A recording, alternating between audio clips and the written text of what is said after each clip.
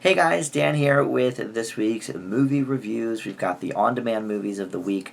Last week we did four early year horror movies that all got D's and F's. There were actually a couple, though, that I forgot about from January that we're going to review this week, and that's Underwater, which I kind of think is more of a thriller than a horror, so I guess that's why I didn't include that. And then Gretel and Hansel, I just completely forgot about. But those are both available now on demand, so we're going to talk about that. And then also the movie Downhill with Will Ferrell and Julia Louis-Dreyfus.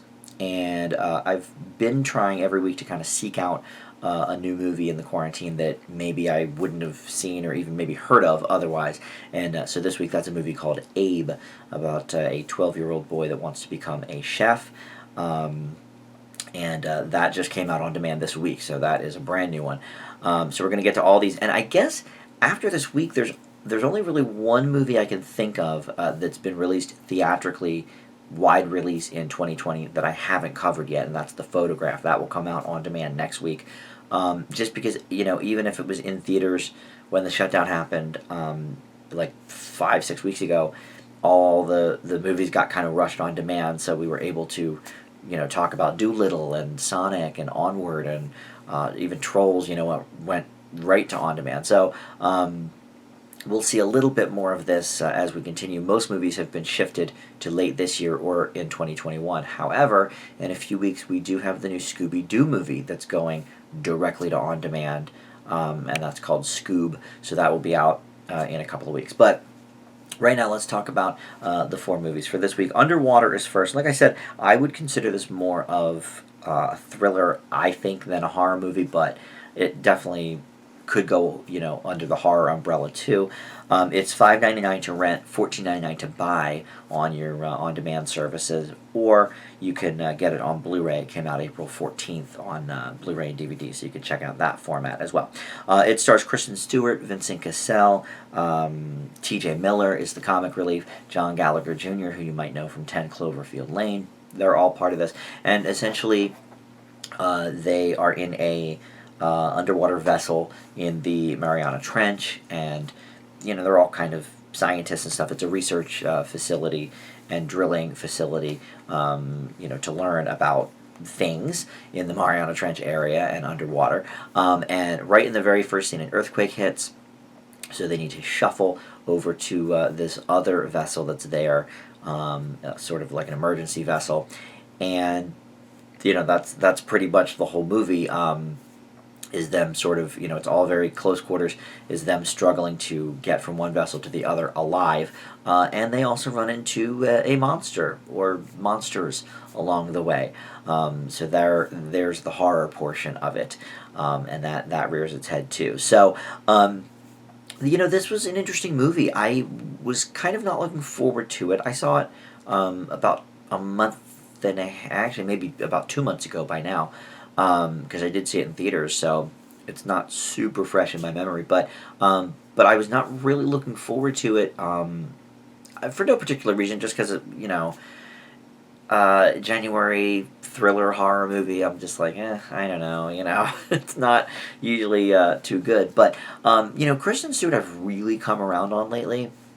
She, look, I don't like Twilight. I will just say that. I've seen the first one. Never even saw the other ones because I didn't like the first one so much. But that was, back before I had to watch every movie out there, so I just missed all of the other Twilight movies. But she's really sort of been more under the radar, I think, than certain other people. Like Robert Pattinson, for example, did Water for Elephants, and he's done a couple of bigger budget films. She usually sticks to the more independent releases. And the ones that she has done that's been mainstream are sort of, I don't know, playing off that, like, druggy, like, burnout kind of character, like Adventureland, or the one, was it American, something with her and Jesse Eisenberg, I forget, it wasn't very good. American Wasteland or something, I don't remember, but then she did that Charlie's Angels movies last year, which was an okay movie, but I thought she was really good in it. A couple times she's hosted SNL. I thought she did a good job. I kind of put, people that do well on SNL, I don't know, it allows you, I think, to see a different side of somebody because it really is a whole different ballgame. So I feel like if you do well on SNL, you're maybe a little more diverse than your movies might indicate. Like Jeremy Renner, for example, like he usually does action movies or dramas, and here he was, being goofy, and it was nice to see. I mean, the goofiest he really gets is probably in the Avengers movies, but he's one of like the more straight characters in that even. So I was happy to see her host SNL. I thought she did a good job with that. So yeah, I mean she does good here. She really is. You believe that they're in this situation. You believe that she's a research scientist, and she really is the lead in this movie. There's no doubt about it. T.J. Miller's okay here. You always kind of walk the line in more horror movies or thrillers or action where you're the comic relief character. I always go back to Charlie Day in Pacific Rim, because I love Charlie Day, and I thought that was sort of just enough, just the right amount of like comic relief. Here, T.J. Miller is maybe a little much, and he's always kind of T.J. Miller. Like he's the same here as he is in Deadpool and Big Hero 6, and I've not seen Silicon Valley yet, but now that HBO is doing the free thing for 30 days, I should probably check into that. But one thing I really like about this movie is that it gets off like immediately. Like the earthquake happens within a couple of minutes, and we're boom right into the action. There are some jump scares here. More I think because of the atmosphere. It's more like atmospheric jump scares because we're underwater and there's it's very dark and murky, and there's like there's dust everywhere. So I think the scares come from more that we, the audience, can't really see that well in this film, and I think that's intentional because of where they are. One thing I'm not quite sure is intentional is there's a few different parts in the movie where it just cuts to black. Like they'll be trying to do something and then it'll cut to black, and then a couple seconds later it'll come back to the visual and it's done. Like they're trying to get in a door. Oh, we got to get in that door. Cut to black, and then the next scene, oh hey, we made it. That's like I'm not sure if that is more of a stylistic choice or budget wise they were like, well, let's whatever, or maybe they didn't have enough writing capabilities to figure out how they were going to do that. They were just like, well, they need to do it, so let's just show them that they've done it. So I don't know.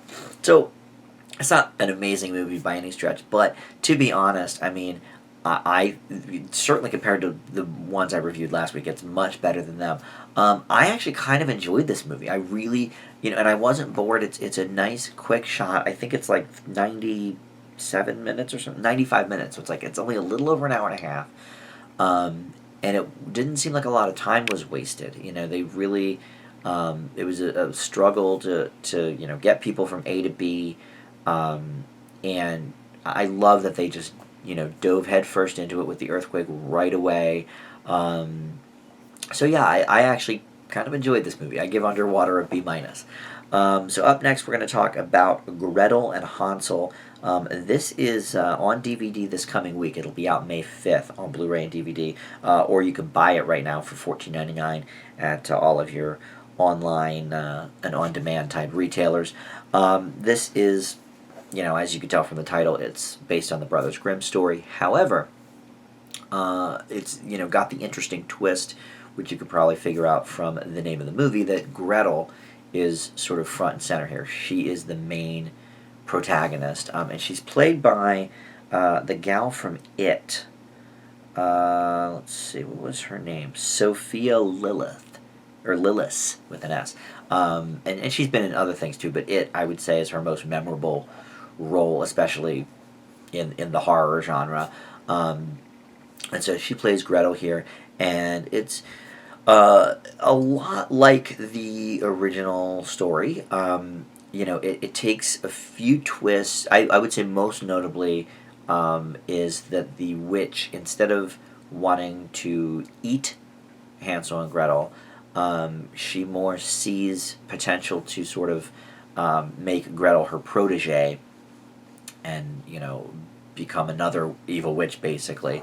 And so the story kind of takes that turn, which I liked. And the witch, by the way, is played by Alice Krieg, I think is how you pronounce it. And she is Queen Borg in the Star Trek universe. I think First Contact was the first movie that we saw her in, but she's done a few Star Trek things, I believe, which is cool. She's got that sort of unique, sort of creepy look about her that really makes this work.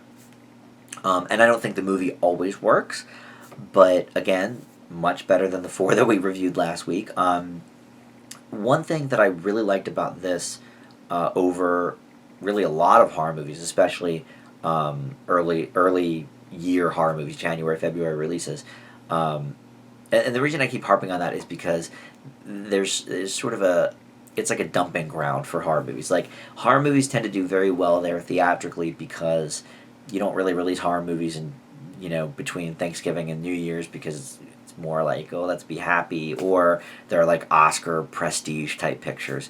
So, teens and young adults that love horror will rush out to see these in January and February, but they're not necessarily that good. Like, I find the best horror movies to be released either in the summer, like The Conjuring was, or right around Halloween. Now, there's certainly exceptions. Get Out was released probably in February, maybe March. But obviously that's a great movie. Split was released in January. I think that's a good movie.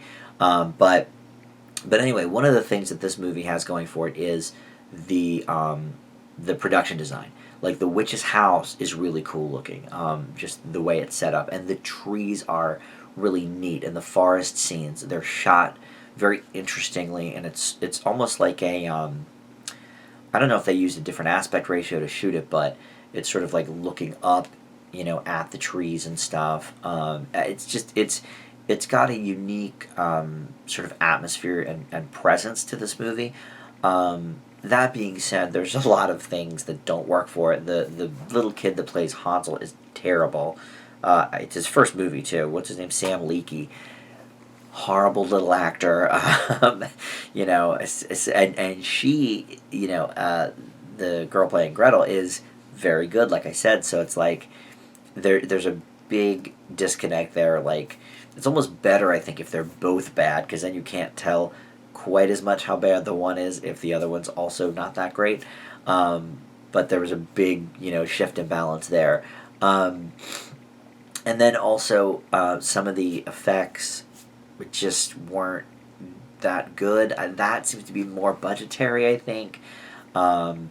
But also, this is a very dark movie too. Like, Underwater, had sort of the murkiness of the water and the underground type stuff. This, because a lot of scenes are at night, or because they're in the forest, or because the witch's house sometimes is only lit by a fireplace. So they're shot very dark. So there's a lot of times when you don't really visually know what's happening or see what's happening. That certainly detracts from it too. And this one has sort of a slow build as well. Sometimes that can work, sometimes it doesn't. I think it depends on the movie, and I think it depends on how it's being told. It actually worked for me here in Gretel and Hansel more than it does for certain other movies. And I think part of that is because, as the viewer, the producers, I think, expect that everybody will basically know this story before going in. So there's not a lot of like setup. I mean, we are introduced to the characters a little bit, and we see like why they're going off into the woods and everything. But because we already sort of know the story, I think they are allowed to do a little more slower of a build, because you already know what's going on. Really, without them showing their hand. So I liked that. There were a lot of jump scares in this movie, which I never go for. But I think stylistically, this movie really did have a lot going for it. It was certainly very interesting to look at, which I can't say about a lot of the more lower budget early year horror movies. So I definitely liked that aspect of it. And if this were, say, the beginning of like a grim fairy tale extended universe type thing, I'd be okay with that. I mean, Maybe this isn't the greatest start to something like that. There's certainly, things you can do better, but I know I just talked about Jeremy Renner earlier, but when he did the Hansel and Gretel Witch Hunters, this is certainly better than that. I mean, I thought that was kind of average. I think I gave it like a C minus or maybe lower. Um, but this is definitely better than that. So I don't know. I could. I mean, those Grimm fairy tales are dark. So I could definitely see them doing something like that and enjoying it. I leave Gretel and Hansel with a C plus. I think it is actually worth checking out. Um, Up next, we're going to talk about Downhill, and there's no DVD or Blu-ray release information that I could find so far for this, but it is available for $5.99 to rent or $9.99 to buy on all your major services. And this is Will Ferrell and Julia Louis-Dreyfus. They play a married couple, the Stauntons, that have two kids, and basically they're on vacation in the Alps, and they're having lunch or whatever at the cafe here, and there's an avalanche that happens. The husband essentially runs away, fending for himself, whereas Julia Louis Dreyfus's character sort of cradles the kids and makes sure they're okay, and all of that. So that sort of starts a chain reaction in they're causing kind of a rift in their marriage, and they're fighting over his decision, and they each have sort of separate takes even on what happened, um, and it doesn't really seem like they had a great marriage to begin with. It seemed like there were a lot of cracks there too. This is based on a movie that I reviewed for the old Film Fanatic show 4 or 5 years ago, probably. I mean, right after it came out on DVD, called Force Majeure, Swedish movie, I believe, and it was much better than this. It was, the difference is night and day. I think a lot of times we get the Americanized version of a foreign movie, and a lot of times it, I think, can sort of hold up maybe under a different light because they do some changes. Like The Upside, I really enjoyed. Maybe not quite as much as its predecessor, The Untouchables, but I still enjoyed it a lot. I think the Kevin Hart Bryan Cranston duo, also had something to say. Here, first of all, the way that this was marketed, and I don't really grade a movie based on marketing, so okay, this isn't really a part of my grade, but this was marketed because it's Will Ferrell and Julia Louis-Dreyfus, and because it came out Valentine's weekend. It was marketed basically as a comedy, like, oh, ha ha ha, these guys are having a blast at the ski resort, and there are a few funny scenes within it, but boy, it's not a comedy. I mean, dark comedy maybe, but I would consider this a drama. Whereas Force Majeure was definitely, it bridged the comedy and the drama, A, more seamlessly, and B, just there was more of it. Here, I mean, this is mainly, a hard-hitting marriage drama, not quite as much as like Marriage Story, for example, but there's not a ton of yucks to be had here. I think it's trying to say a few interesting things about, communication, about marriage, about I don't know how tough certain decisions are or whatever, but I was shocked, honestly, at how much lesser of a movie this was than Force Majeure. And I think the thing that struck me the most is that the script was written by Nat Faxon and Jim Rash, who are Oscar-winning writers for The Descendants, which is one of my all-time favorite movies. That really, I mean, that's a drama too, but that definitely has some comedic elements to it that worked. And they also wrote The Way, Way Back, which, again, great with bridging the drama and the comedy. It really had something to say. Here, it's almost just like watching these two people fight for an hour and a half straight. All these movies so far have been short. Gretel and Hansel, I think, was 85 minutes. This one is 86 minutes. I mean, these are all very short movies this week. But I don't think I want to spend more time with these people, so I'm glad that it's not longer than that, first of all. But aside from that, the Will Ferrell character just is never really likable. you can't ever really get behind him, I felt. And that's a big problem. Like, in a movie, like, for example, The Breakup, Jennifer Aniston and Vince Vaughn, and I love that movie, by the way. It's a little, some people love it, some people hate it, but I personally love it. But they're fighting pretty much the whole movie, too, but you see it from both sides. Everybody kind of looks not good or bad. They're humans that are having issues. Here, they are humans that are having issues, but the Will Ferrell character is never likable, and that wasn't the case with Force Majeure either. Granted, it's been like 5 years since I've seen that movie, so I don't remember, word for word and everything, but I remember, the feelings I had about the characters and the enjoyment of the film, and this was not that. I mean, and I like a movie where you could sit down for 86 minutes and have discussions. The Before series does that very well. The movie Carnage does that very well. But here it's just like, man, I wanted another another avalanche to come and just murder everybody. I felt bad for these kids in the situation. And it's not that it wasn't maybe necessarily realistic. It's just that the way it comes across is just, it just leaves you with a bad feeling. So I leave Downhill with a C. I mean, it wasn't horrible. I liked some of the conversations, but it's such a far cry from the Swedish original.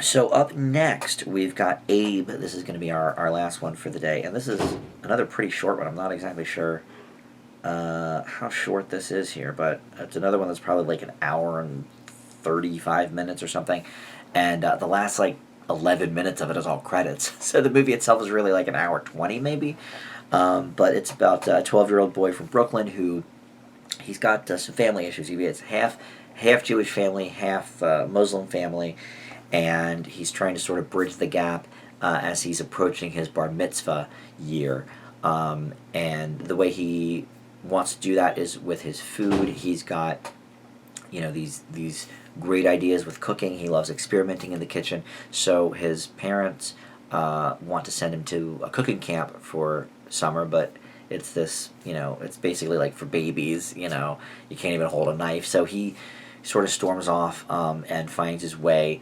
into this, street market or whatever, and this one dude's restaurant that he at first is being a pest, but then they come to realize, okay, he wants to do this, and he's maybe got some talent in the cooking area. So there you go. The lead character is Abe, played by Noah Schnapp, who is from Stranger Things. That's kind of his main thing that he's done. But he's a good little actor. I like him a lot. I only saw season 1 of Stranger Things. I'm not even sure if he was in that. I know he has a more prominent role in season 2 and onward. So I'm not. I can't remember. I saw season 1 3 years ago. So, but I really like him in this movie. And some of the adults I've recognized from other things too. This is one of these movies where everything almost works. Like it's got a lot of different things going on, and none of them quite hit the mark, but they all like sort of get close. I really liked the stuff with the mixed religions.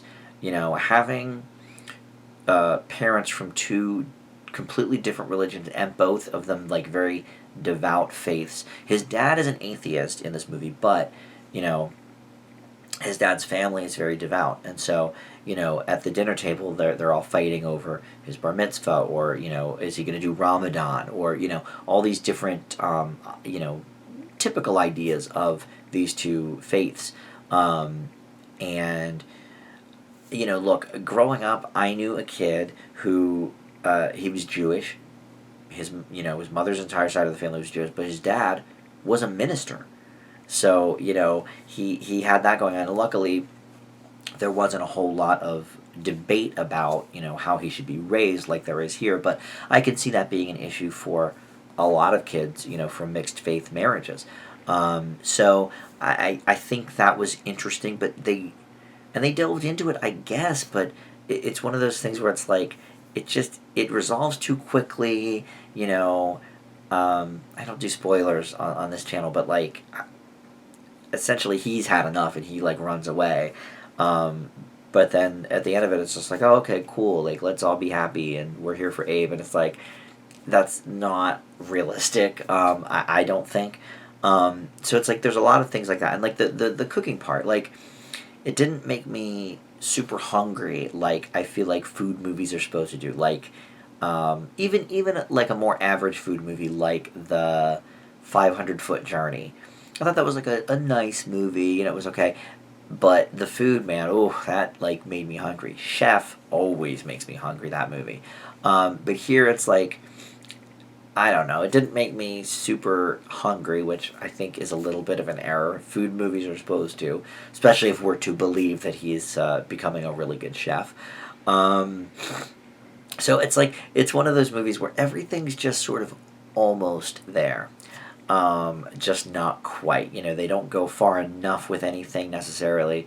You don't ever immerse yourself too much in these characters. Um, you know, and I think if they were going to focus completely on two different things, the movie should have been another 10 or 15 minutes to maybe flesh some of those things out. Because it, you know, it's really, it's a food movie and a, you know, a child wanting to be, you know, a chef movie, but it's also this, you know, drama about, and that's, you know, the more lighthearted stuff, but then there's also the drama part with the interfaith families. And so they just needed to kind of like push it a little further on all aspects. So I thought the movie was enjoyable, but missing something on about every element. So I leave Abe with a C plus.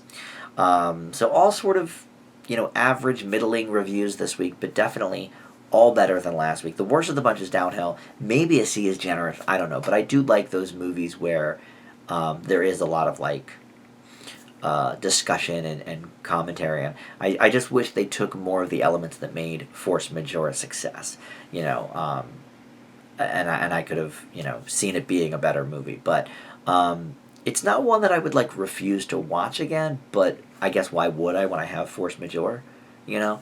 But anyway, yeah, I mean, all of these are fairly average to above average movies. Nothing, you know, blew me away, but certainly much better than last week. So, with Photograph, I think being the last theatrical movie of 2020 that we haven't gotten to yet before the theater shut down, I, I guess I'm going to start reviewing a lot of the online, like the streaming movies, Netflix and stuff. And I've done some of those already. Like I did a few of the Disney Plus ones last week. A couple weeks before that, I did some from Amazon Prime.